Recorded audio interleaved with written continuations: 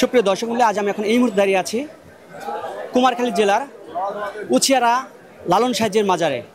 লালন শাহর 135তম তিরোধান দিবস উপলক্ষে কিন্তু এখানে 3 দিন ব্যাপী শুরু হয়েছে লালন মেলা।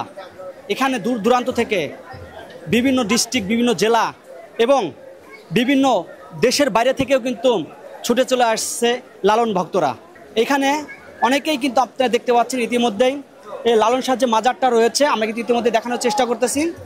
এখানে কিন্তু তার সমাধি, শেষ সমাধি হয়েছে 1890 সালে 17ই অক্টোবরে কিন্তু এখানে তার পরলোক গমন হয়, এখানেই তার শেষ নিঃশ্বাস ত্যাগ হয়।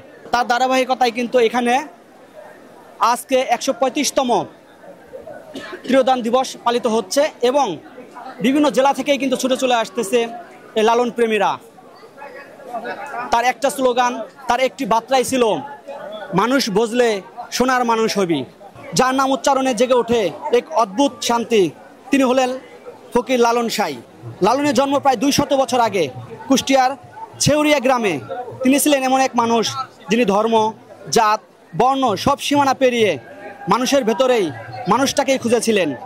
তিনি বলতেন, সব লোকে কয় লালন কি জাত সংসারে, লালন বলে জাতের কি দোষ দেখলাম না এই নজরে। লালন শাহ বিশ্বাস করতেন মানুষের সৃষ্টির শ্রেষ্ঠ জীব আর মানুষের ভেতরে আছে ঈশ্বরের বসবাস। তার দর্শন ছিল মানুষ বুঝলে সোনার মানুষ হবি। তার গানগুলো শুধু সুর নয়, ছিল জীবনের গভীর শিক্ষা। তিনি ছিলেন সমাজের অন্যায়ের বিরুদ্ধে প্রতিবাদী কণ্ঠ। ছোঁয়াছুঁয়ি, জাতপাত, ধর্মীয় ভেদাভেদ তিনি সব কিছুই বিরোধিতা করেছেন। তিনি বলেছিলেন, তুমি হিন্দু, আমি মুসলমান, তুমি জনে মানুষ এক প্রাণ। লালন গান আজও মানুষের হৃদয় জেগে থাকে। তার দর্শন শুধু গান নয়, এক অচেনা, যা শেখায় মানুষের মধ্যে মানুষকে খোঁজো, ধর্ম নয়, জাত নয়, ভালোবাসাই সত্য।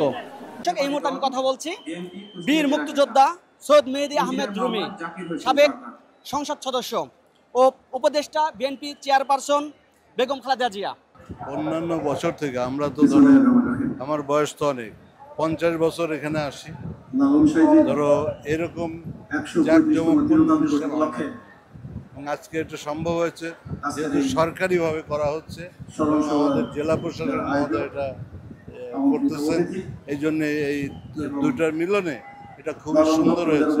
এটা একটা অন্যরকম ভ্যালু ক্যারি করে। মানুষ বুঝলে সোনার মানুষ, এটা অত্যন্ত বাস্তব